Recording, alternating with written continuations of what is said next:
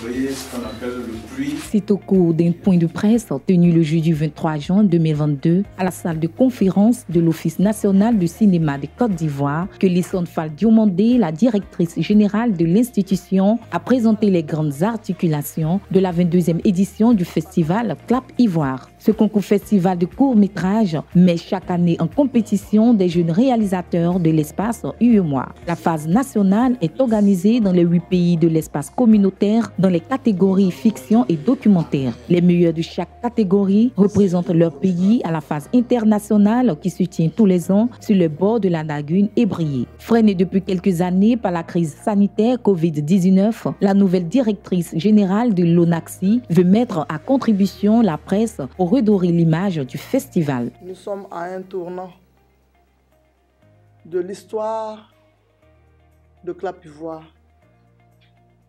22 ans, 22e édition. Quand on sait que ce bébé a été porté par plusieurs grands réalisateurs avant nous, nous mesurons l'ampleur de ce défi. Surtout que depuis 3 éditions, il y a un silence que nous devons meubler. Si je vous ai appelé ce matin, c'est pour que vous nous aidiez à porter Clap Ivoire beaucoup plus haut.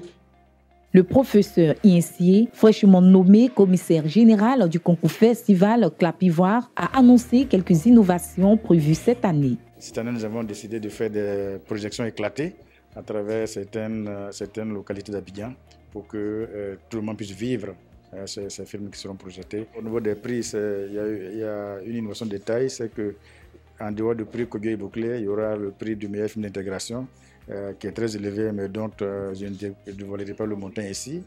Ensuite, il y a le concours de pitch qu'on a institué cette année pour permettre à tous les jeunes qui ont des projets de pouvoir en quelques secondes exposer leur projet au public qui viendra. Et certainement que parmi eux, on pourrait espérer avoir des acheteurs et des producteurs pour les produire. Des partenaires conviés à ce point de presse n'ont pas hésité à réitérer leur engagement à accompagner efficacement le festival dans cette phase de relance des activités. Notre participation à Clap Ivoire aussi correspond à notre ambition qui est celle aujourd'hui de participer grandement à l'évolution de l'industrie cinématographique en Côte d'Ivoire et plus largement en Afrique. Donc pour nous, c'est une belle vitrine, c'est une bonne occasion d'accompagner nos jeunes talents. C'est qu'il y a un concours de pitch et le lauréat de ce concours de pitch sera accompagné par H-Studio par la mise à disposition du matériel technique dont il aura besoin pour réaliser son film court-métrage. Si tout semble fin prêt pour un meilleur redécollage du concours festival Clap Ivoire, outil de promotion de jeunes talents et d'intégration sous-régionale, le défi majeur reste la mobilisation du public, car la 21e édition n'a pas suscité tant d'engouement. Il faut rappeler que la phase nationale du festival se tiendra du 18 au 22 juillet 2022 et la phase internationale du 5 au 9 septembre 2022 à Abidjan.